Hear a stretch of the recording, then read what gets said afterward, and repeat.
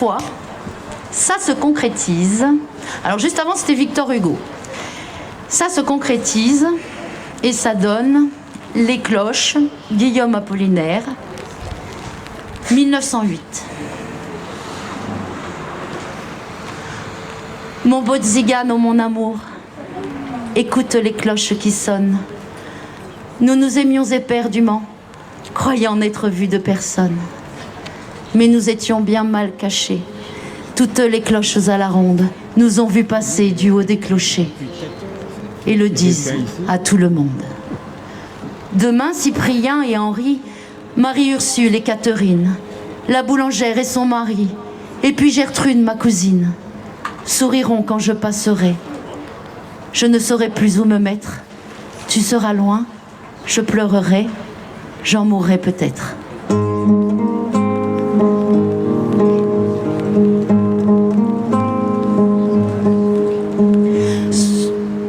Sous le pont Mirabeau coule la Seine,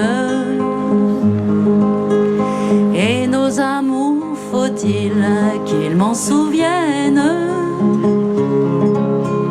La joie venait toujours après la peine.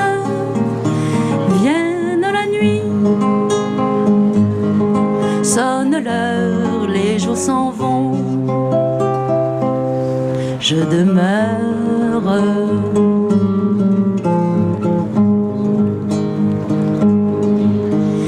Les mains dans les mains, restons face à face,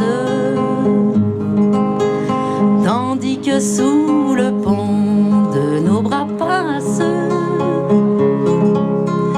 les éternels regards longs de silence. Vienne la nuit, sonne l'heure, les jours s'en vont. Je demeure. L'amour s'en va comme cette eau courante. L'amour s'en va comme la vie est lente. Et comme l'espérance est violente. Vienne la nuit, sonne l'heure, les jours s'en vont. Je demeure.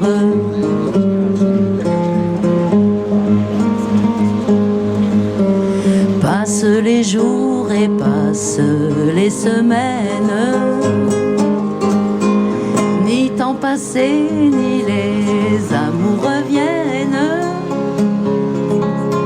Sous le pont Mirabeau coule la Seine. Vienne la nuit, sonne l'heure, les jours s'en vont. Je demeure.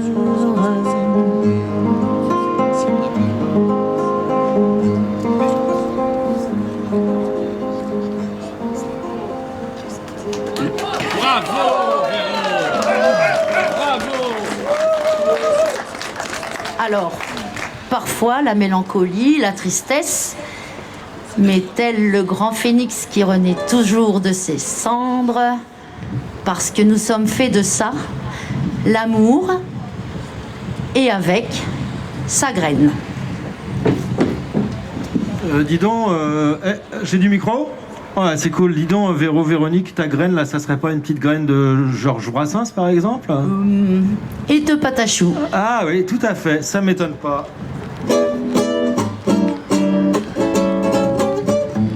Maman, maman, en chantant cette chanson, maman, maman, je redeviens petit garçon. Alors je suis sage en classe et pour te faire plaisir, j'obtiens les meilleures places. Ton désir, maman, maman, maman, maman, demeurer sur tes genoux et sans un mot dire entendre tes refrains charmants. Maman, maman, maman, maman.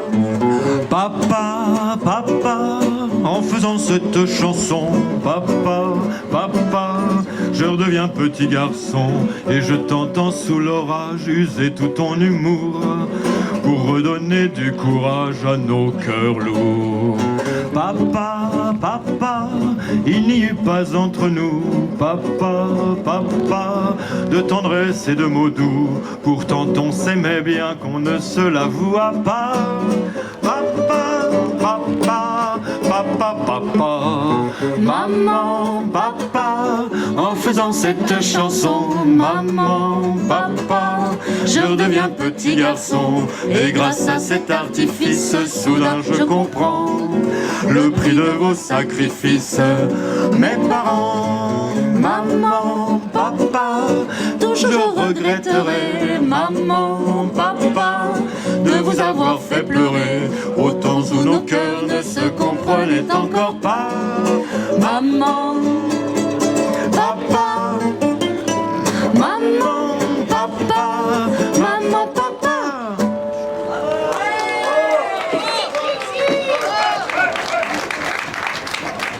Et pour finir, non. Alors oui, voilà, c'est ça, c'est la fin. Alors comme j'arrête pas de le répéter en ce moment, dans de nombreux lieux, déjà qu'on leur laisse une planète pourrie, battons-nous, sauvons la solidarité. Et juste pour faire plaisir à... Alors, on est en période hivernale, hein. On a eu régulièrement 30 patients dans le couloir, des dizaines qui ont attendu, on a eu 15 heures d'attente récemment. 15 heures d'attente pour prendre des patients, arrivés à 23h, installés à 14h. On a des situations qui sont intolérables, qui sont dangereuses. Les urgences ne sont pas le seul service en difficulté. Des démissions ont eu lieu en hépato, gastro, ont eu lieu en médecine polyvalente. 2 médecins sont partis en diabéto, le service est fermé, il n'y a plus de diabétologie sur l'hôpital. On est, alors je ne vais pas dramatiser, mais il faut quand même bien qu'on mesure où on en est arrivé. Cet hôpital est l'hôpital d'un bassin de population en difficulté, un bassin de population, enfin une population, comme on dit, populaire. Voilà, moi je le dis sans mépris, mais on a un peu le sentiment que des fois c'est quand même salaud de pauvre. Rien n'a été fait pour que cet hôpital qui rayonne sur 150 000 personnes fonctionne comme un hôpital normal. C'est-à-dire on a arrêté les constructions qui devaient rénover les urgences, rénover le pôle mère-enfant, permettre la dialyse dans des bonnes conditions. Il reste que le hall d'accueil. Ça nous a coûté d'ailleurs beaucoup de sous, puisque c'est pas nous qui avons décidé d'arrêter, hein, c'est l'agence régionale d'hospitalisation à l'époque, de santé maintenant. Donc on a un hôpital qui est mis en difficulté. Alors c'est pas le seul en France, hein. Partout en France il y a un mouvement des hospitaliers. Les urgences ont commencé maintenant, ce sont tous les hôpitaux, avec le collectif Interhôpitaux, avec l'ensemble des syndicats qui se mobilisent. Je fais le lien très rapidement, puisque ce serait dommage, étant la CGT, que je ne le fasse pas avec le mouvement des retraites en ce moment, c'est la même problématique. On est en train de mettre à mal la sécurité sociale. On a vécu, et j'en finirai sur cette petite explication, on a vécu en 2008 une crise financière gravissime, on a perdu des milliards d'euros, on l'a vécu parce que beaucoup d'argent avait été accumulé et qu'on n'arrivait plus à le rentabiliser. Pour le rentabiliser, tous les moyens étaient bons, y compris faire des prêts dont on savait très bien qu'ils ne seraient jamais remboursés. C'est des prêts hypothécaires, ça s'appelait les subprimes, ça a donné le nom à la crise. Tous les moyens étaient bons pour rentabiliser ce capital accumulé. Aujourd'hui, en 2020, on a plus de capital accumulé qu'en 2008. Les mêmes problématiques se reposent, il faut rentabiliser ce capital accumulé. Tout est bon pour le faire. En France, il y a une cible, c'est la sécurité sociale. Le budget de la Sécu, c'est 500 milliards d'euros, c'est plus que le budget de l'État qui est de 392 milliards d'euros. Ce budget aujourd'hui est redistribué sous forme de services, de prestations. La retraite est une prestation, les services, c'est ce qu'on peut faire à l'hôpital, prestations familiales également. Ils ne rentabilisent pas de capital, ces 500 milliards ne rentabilisent pas de capital. Alors je peux entendre que pour les libéraux, c'est une aberration.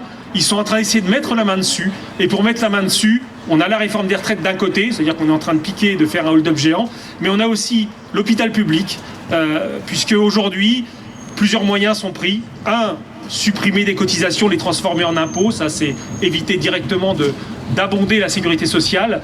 Et deux, mettre l'hôpital public en déficit, mettre tous les services publics en difficulté, pour pouvoir mieux les privatiser ensuite. Et on voit bien que quand une maternité ferme comme celle-là, on a eu à peu près 20% d'augmentation des accouchements sur la clinique privée la plus proche. Et tout est comme ça. C'est-à-dire qu'on est en train de justifier la privatisation la prépondérance de la médecine commerciale en flinguant des outils qui pourtant avaient fait la preuve de leur efficacité puisqu'on avait le meilleur système au monde. Ce n'est plus le cas aujourd'hui. Je m'en arrête là. Je voulais faire les liens entre ces deux batailles, mais partant de la matière, il fallait dévider la pelote et voir où on en arrivait. Donc ces batailles, elles sont toujours d'actualité. Pour les retraites, c'est en cours. Le 14 février, il y aura des mobilisations partout en France pour les hôpitaux. Je vous inviterai à y participer. Merci.